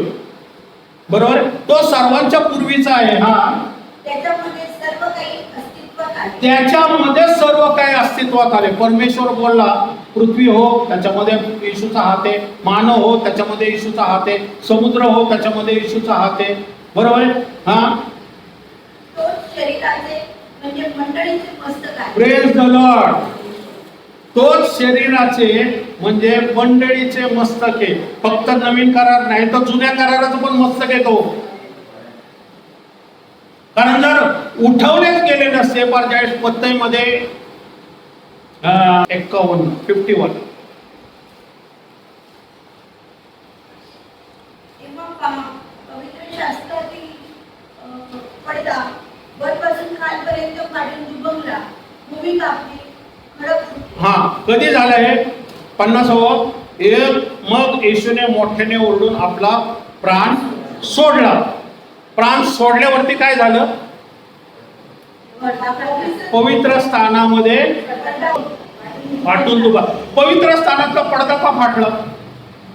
कारण परम पवित्र स्थानामध्ये केवळ मुख्य याजक, पृथ्वीवरचा जो मुख्य याजक असा महायाजक पृथ्वीवरचा होता, तो वर्षातून एकदाच वर्षातून एकदा पापाची क्षमा करण्यासाठी, म्हणजे पापाची क्षमा व्हावी, स्वतःच्या पापाची आणि इस्रायल राष्ट्राच्या पापाची क्षमा होण्यासाठी रक्त घेऊन, रक्त शिंपडण्यासाठी जे परमेश्वराची जे वेदी होती, कुर्बान जी दयासन होतं परमेश्वराचं परमपवित्र स्थानामध्ये, तिथं शिंपडण्यासाठी परमपवित्र स्थानामध्ये वर्षातून एकदा जायचं.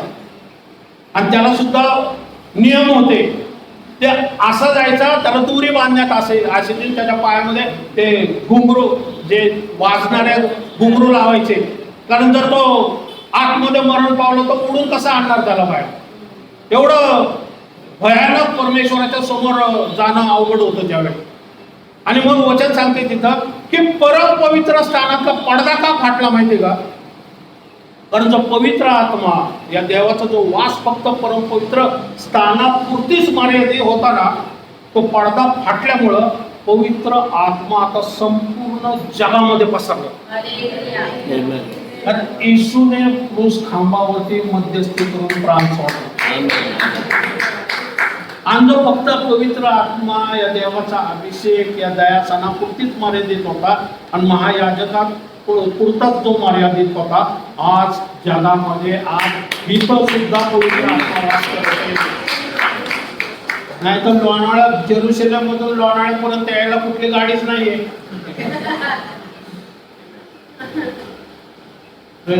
आज पवित्र आत्मा येरुशलेम मध्ये पण आहे, आणि पवित्र आत्मा लोणावळ्यामध्ये पण आहे, मुंबईमध्ये पण आहे आणि चेन्नईमध्ये पण आहे. काय अद्भुत आहे. हे कुठला थिओलॉजी, या कुठलाही शास्त्रज्ञ, या कुठलाही ज्याला म्हणतो ना सायंटिस्ट, या मोठे डॉक्टर, इंजिनियर हे एक्सप्लेन करू शकणार नाही जे देवाने आमच्यासाठी तुमच्यासाठी केले. आणि ही सत्य गोष्ट आहे. कारण वचन सत्य आहे आणि तुम्ही सत्य ऐकायला इथं बसलेले. म्हणून पवित्र आत्मा मोठ्या प्रमाणात आज मला वेगळ्याच कडं ट्रॅप, मी येतोय लोणावळ्याला चाललोय, मी दुसरीकडंच. आज खरोखर देवाचा आत्मा आज, कारण मी हे प्रिपरेशन करून आलेलो नाही, पण जो जसं सांगते त्याप्रमाणे मी तुम्हापर्यंत आलेलो आहे. पण किती गहन गोष्ट आहे, किती देवाने त्याच्या एकुलता एका पुत्राचं शब्दाचं रेव्होल्युशन देण्यासाठी आज तुम्ही आशीर्वादित होणार आहात. हा, खडक दुबागले, भूमी कापली. खडक म्हणजे काय? भूमिकंप झाला. वास्तविक पाहता म्हणजे येशू मरण पावला त्यावेळेस काय झालं? खडकी उघडली आणि निजलेले पवित्र जळातील पुष्कळ जणांची शरीरे उठवली गेली. हे कोण आहे? येशू आत्ताच मरण पावला ना, हे का नाही? 50 वचन बघा तिथं, येशूने मोठ्याने ओरडून प्राण सोडला. म्हणजे कधीची घटना आहे? क्रूस खांबावरची, त्याच्या 7 शब्दानंतर. बरोबर आहे, जे आपण गुड फ्रायडेला 7 शब्द बोलतो ते त्याच्यानंतरची घटना आहे. बरोबर आहे ना? आणि या घटनेनंतर काय झालं? थडगे उघडली आणि निजलेल्या पवित्र जनांतील पुष्कळ जणांची शरीर उठवली गेली. कोण आहेत ही लोक? येशूवर विश्वास ठेवणारे थोडी आहेत. एक नाही उठलाय, थडगे उघडली सगळी येरुशलेम मधली. येशूवर विश्वास, येशू ज्यावेळेस मरण पावला त्यावेळेस एकच व्यक्ती होता जो येशू बरोबर सुखलोकात गेला, चोर. आज तुम्हाला 2 सुखलोकात असतील. आणि इकडे येशू मरण पावलेला आहे 50व्या वचनामध्ये. आणि इथं खाली लगेच वचन सांगते की 3ऱ्या दिवशी, हे घटना आहे ना, ही 3रे 28व्या वचनाचं पहिलं वचन. शब्दानंतर आठवड्याचा पहिला दिवस उजाडताच बरोबर. मग्दलीय मरिया व दुसरी मरिया या कबर पाहावयास आल्या. तेव्हा पहा, मोठा भूमिकंप झाला, कारण प्रभूचा दूत स्वर्गातून उतरला. त्याने येऊन एकीकडे झोपली आणि तीवर तो बसला. भूमिकंप झाला.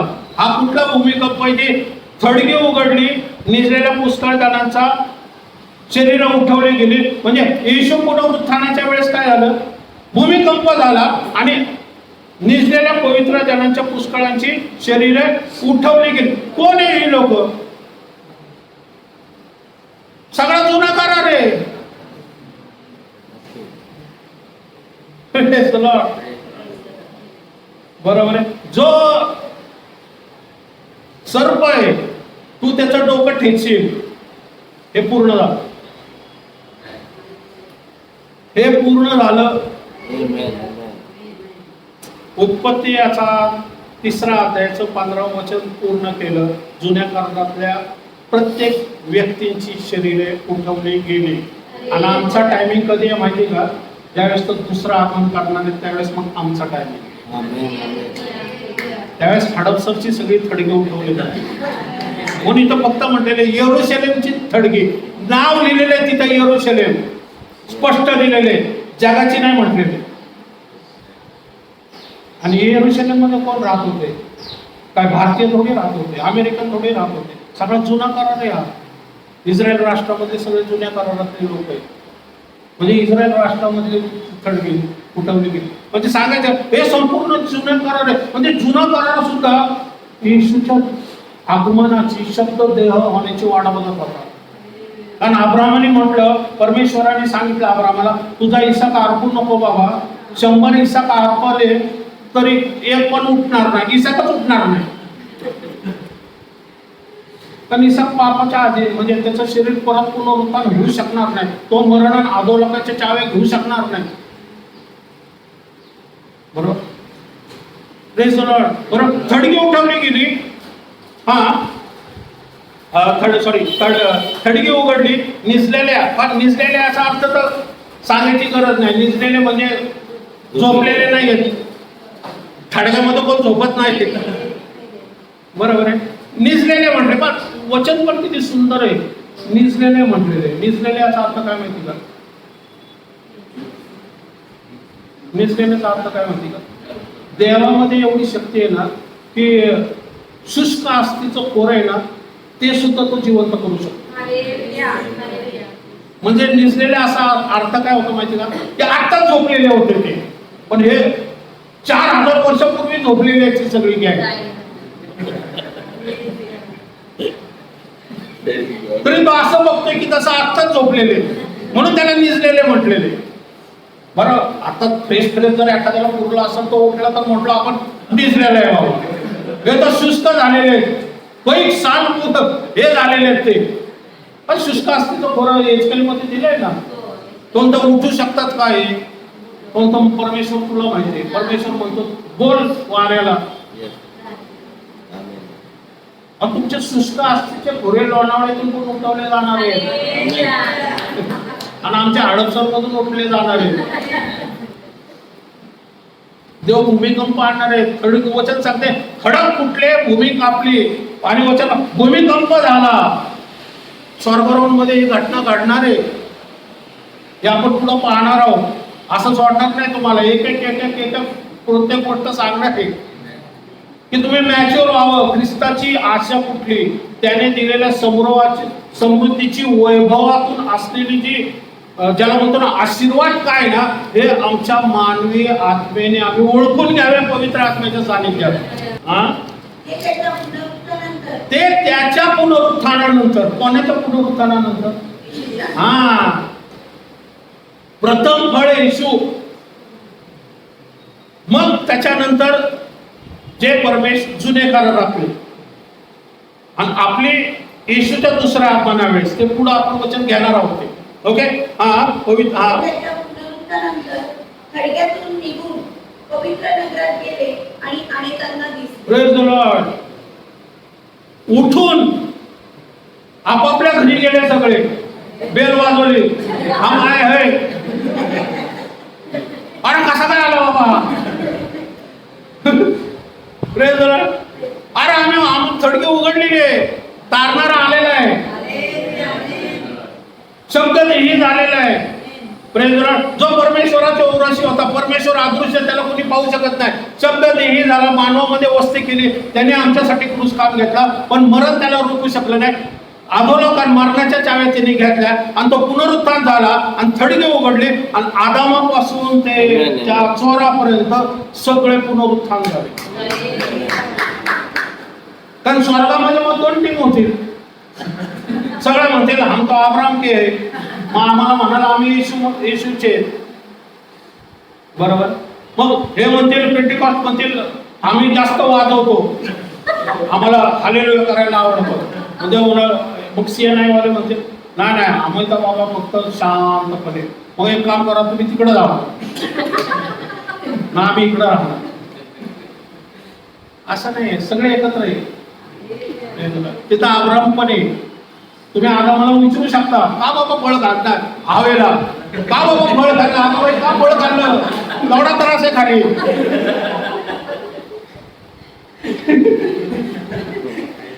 आणि आदाम म्हणणार, आदामाला विचारणार तू का खाल्लं बाबा, हे स्त्री दिलं तिने कसं दिलं मला. अरे पण ती देत असताना तुला कळलं ना, कळत नव्हता का ती म्हटली मला तुम छान सारे तोडकेला आने वाले हो, हे फळ खाओ.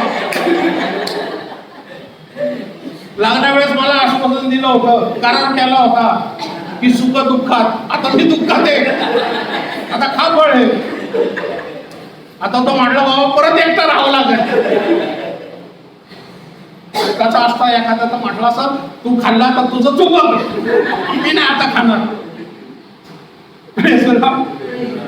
पण अद्भुत गोष्ट कशी आहे ना, पहिले तुम्हाला सिक्रेट सांगतो, मला माहित नाही तुम्हाला माहिती का नाही. मनुष्य घडला व त्याच्या नावाने जीवनाचा श्वास दिला, तेव्हा मनुष्य जीवदायी प्राणी झाला. Praise the Lord. परमेश्वर देवाने जमिनीतील मातीचा काय घडवला, म्हणजे कोणाला घडवलं, आदामाला घडवलं. हवा मॅडम कुठे आहे? नाही शेण काढले होते. देवाने फक्त मनुष्याला प्रथम का घडवलं कळतंय तुम्हाला. वचन सांगते की प्रथम मातीचा मनुष्य घडवला, त्याच्या नाकपुड्यात जीवनाचा श्वास फुकला, तेव्हा मनुष्य जीवधारी प्राणी झाला. जीवधारी प्राणी याचा अर्थ काय माहिती का, की तो त्याच्यामध्ये जीव पण म्हणजे तो प्राणी पण आहे आणि तो आत्मा पण आहे. बरोबर आहे. जर तुम्ही देवाला ओळखलं नाही तर खाईल पिलन मरून जाईल. पण जर देवाला ओळखलं आत्म्याने, म्हणजे देवाचा अंश हे शरीर नाहीये, कारण ते मातीपासून बनलेले. पुढे आपण पाहिलेले तो मातीपासून बनला म्हणजे तो माती आहे, तो मातीत मिळणार आहे. म्हणजे आमचा कुठला भाग मातीत मिळणार आहे, शरीर फक्त, आत्मा नाही. आत्मा हा देवाचं प्रतिरूप आहे ना की शरीर. आत्मा त्यावेळेसच आमच्यामध्ये आत्मा हा फक्त देवाबरोबर कॉन्टॅक्ट करू शकतो. माझा ज्यावेळेस पवित्र आत्मा उतरून येतो तेव्हा आमच्या आत्मा हा माझ्या शरीराला धरतो, या शरीरामध्ये कार्य करू शकतो. आता त्याच्यामध्ये नाही जाणार, परत मग वेगळीकडे. ओके, मनुष्य बनवलं. हा ओके, आपण जाऊया पुढं. दुसरा अध्याय 21. परमेश्वर देवाने अब्रामाला गाढ निद्रा आणली. अब्रामाला काय केलं, गाढ निद्रा आणलेली. बरोबर. तिने जे नावं दिली सगळ्यांना, पृथ्वीवरच्या सगळ्या प्राण्यांना वगैरे, त्याच्यामध्ये आपण जात नाही ते. ओके, गाढ निद्रा आणली. आणि तो झोपला. तेव्हा तो झोपला. कोण झोपला, आदाम झोपला. ओके. आणि तो झोपला तेव्हा त्याने त्याची एक पासळी काढून घेतली व तिची जागा मांसाने भरून आली. ओके, त्याची काय केली, पासळी काढली. बरोबर आहे. म्हणून ते म्हणतात ना लग्ना वेळेस, पण लोक म्हणतात ना आमची फासळी मिळत नाही हो. ज्यांचं लग्न होत नाही तर म्हणतात फासळी, मग फासळी स्वतः. बरोबर का. मग फासळी शोधत फिरत असतो इकडं तिकडं. मग पण म्हणतात अरे एक फासळी आहे इकडं बघा, होते का तुम्हाला. ओके. परमेश्वर देवाने अब्रामाची पासळी काढून तिची स्त्री बनवली आणि तिला आदामाकडे नेली. तेव्हा आदाम म्हणाला, आता ही मात्र माझ्या हाडातले हाड, मांसातले मांस आहे. तिला नारी म्हणावं, कारण ही नरापासून बनवलेली आहे. Praise the Lord. आदम, आता मला सांगा की ज्या वेळेस आदामाला बनवलं त्यावेळेस हवा मॅडम होती का, आणि मग हवा मॅडमला बनवलं त्यावेळेस आदाम होता का, नव्हता, झोपला होता. मग असं का केलं देवाने,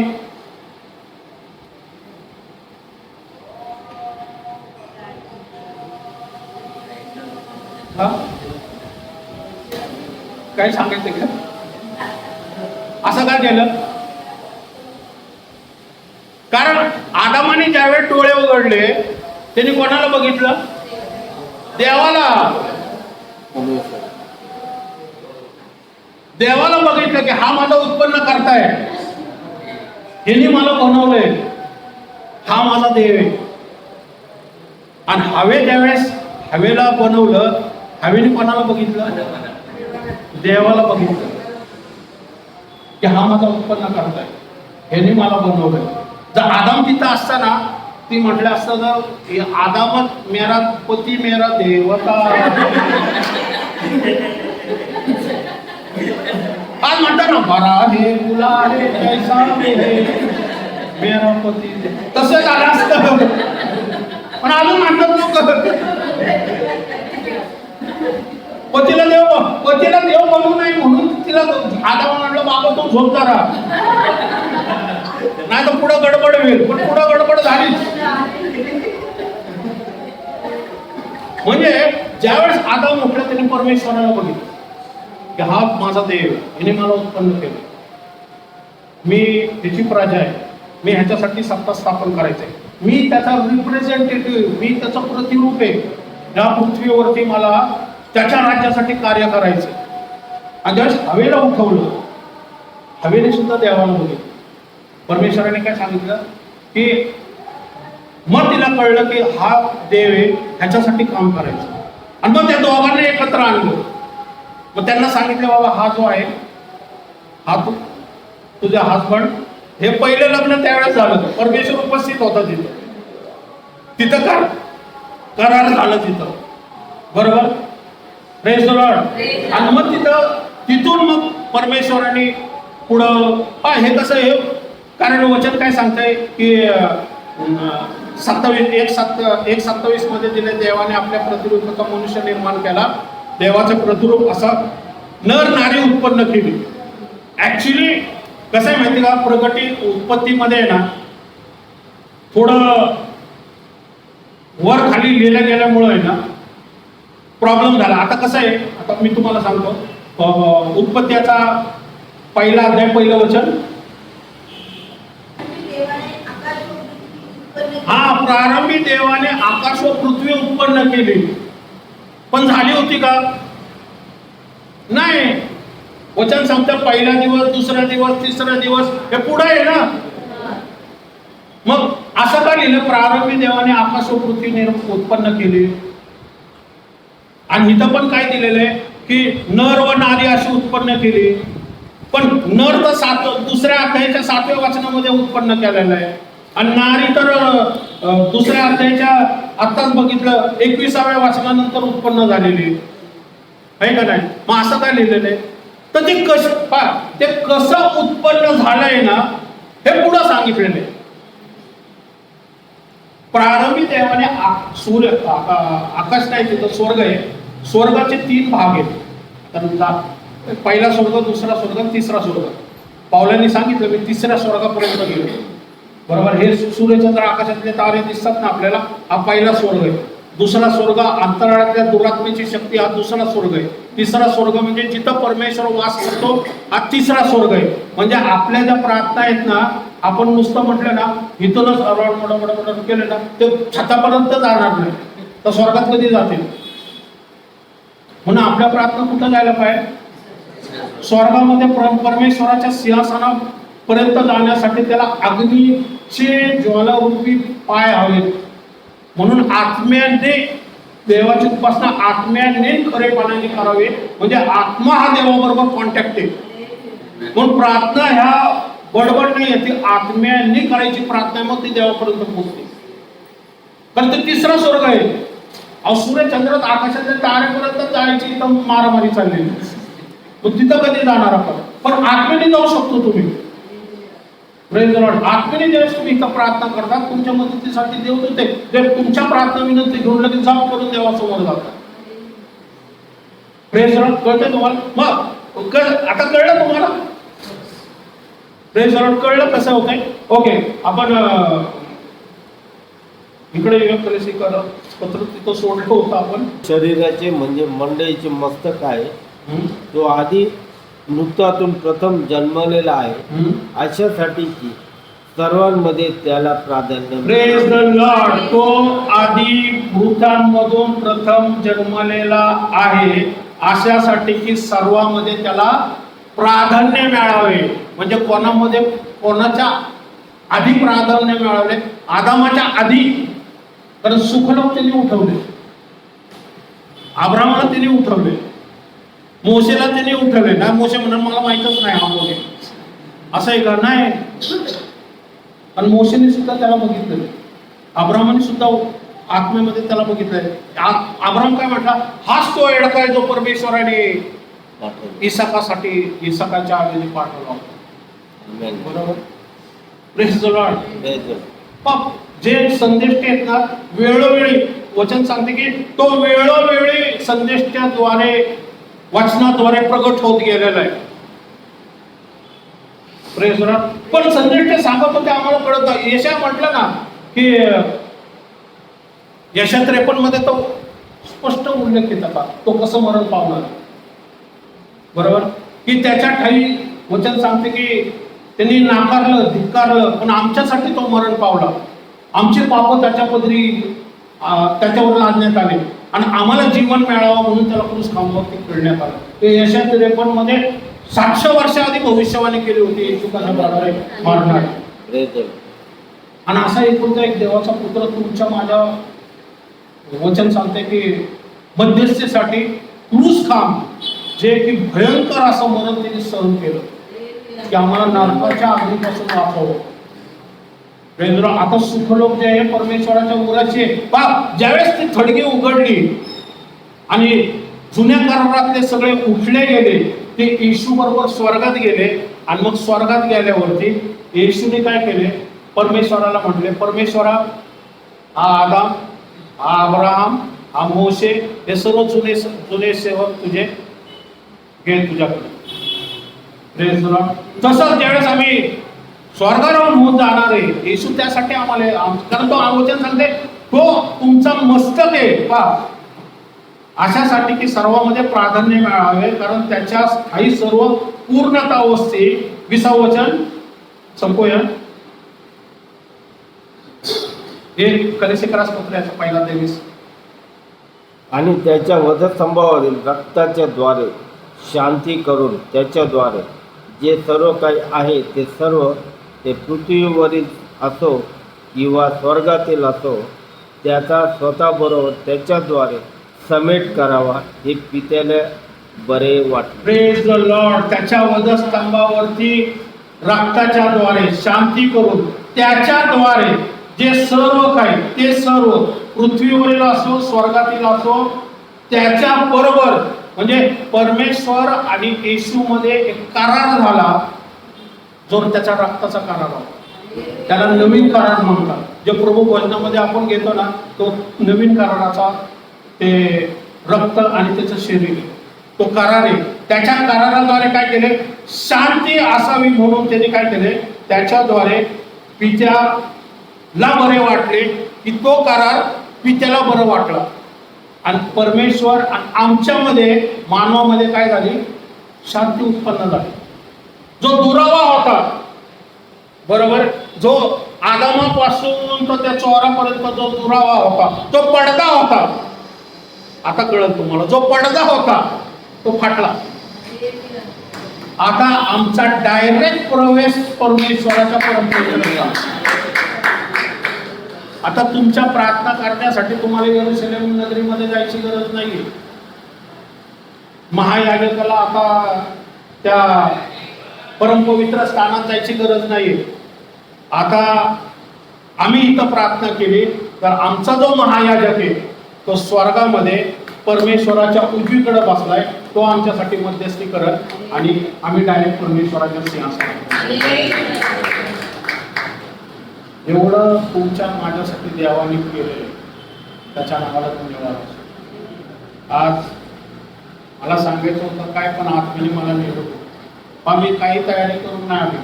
मला जसा आत्मा सुचवत गेला तसं मी बोलत होतो. मला वाटतं हे खूप अद्भुत आज तुम्हाला मिळालेलं अन्न आहे. Amen. Praise the Lord. देवाचा धन्यवाद मागू. परत एकदा धन्यवाद मागतो, तुम्ही आम्हाला सेवा करण्यासाठी या ठिकाणी बोलवले. तुमचे आभार मानतो. देव तुम्हाला आशीर्वादित करो. आपण प्रार्थना करूया. जर आज तुमचे काही प्रॉब्लेम असतील, समस्या असतील, आणि या प्रार्थनेनंतर मग आपण ज्यांची रिक्वेस्ट आहे या जे काही सेलिब्रेशन असेल त्यासाठी पण आपण नंतर प्रार्थना करू. आता जो अभिषेक उतरून आला, जे वचन आपण ऐकलेले, त्याच्यामुळे तुमच्यामध्ये आता विश्वास उत्पन्न झालेला. हीच वेळ आहे तुमचे आधार, समस्या, प्रॉब्लेम आहे ना आता येशू दूर करणार. कारण जो आता किती सुंदर वचन ऐकले आपण, तो प्रारंभी होता, जो तुमच्या माझ्यासाठी इथं आलेला आहे, आणि तो आत्ता इथं उपस्थित आहे. मग तुमच्या सगळ्या समस्या, प्रॉब्लेम दूर होणारे आहेत. विश्वास ठेवा, वचनाद्वारे तुम्ही विश्वास ठेवा. आज तो धन्यवाद मागतो परमेश्वरा, राजांचा राजा, प्रभूंचा प्रभू, आकाशात पृथ्वी निर्माण करणारा परमेश्वर, तुमचे देवता, पवित्र आत्मे मी तुला धन्यवाद मागतो देवता. आज माझ्या मुखामध्ये तो वचन घातलं देवता, जे वचन तुझ्याकडून होतं देवता. या मंडळीमध्ये ऐकावं अशी देवता तुझी इच्छा होती, त्यांच्यापर्यंत मी पोहोचवली देवता. सर्व मान महिमा गौरव तुला देतो देवता. आज विनंती करतोय देवता, तुझी लेकरं इथं बसली आहेत देवता, ते आलेले कष्ट होते देवता, त्यांना मी देवता तुझ्या वचनाच्या मान्यातून देवता त्यांना दिलेले देवता.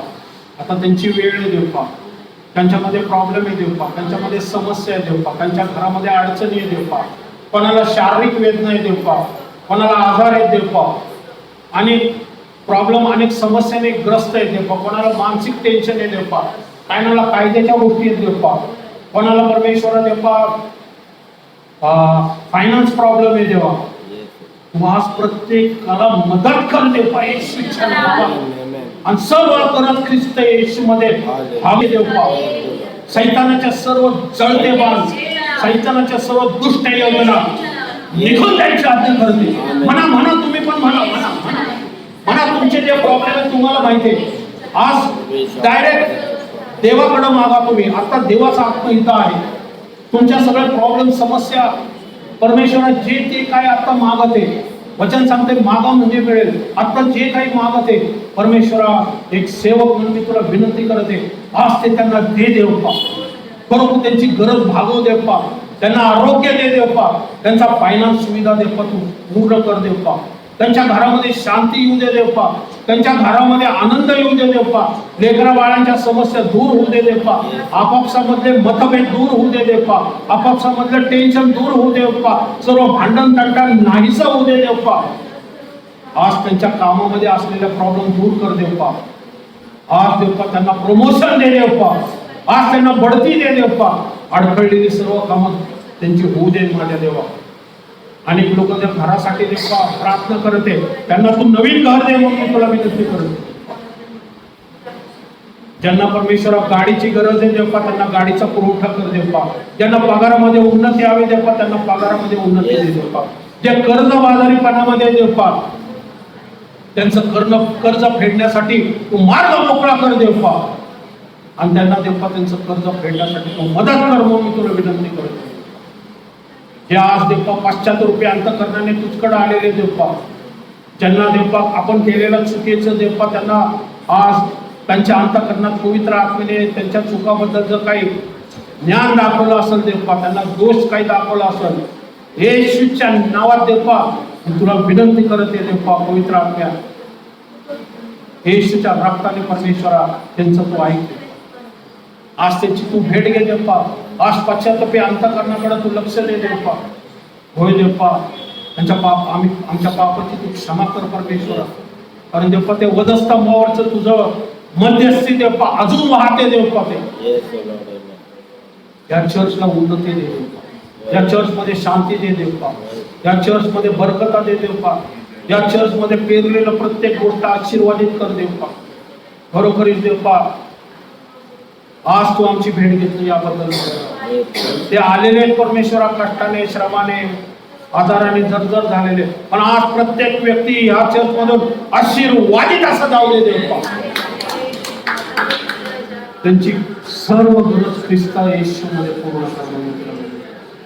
मागणी आणि कल्पना अपेक्षा देणारा परमेश्वर तुझे. येशूच्या नावात मागतो म्हणून पाहिजे. आमेन. आमेन.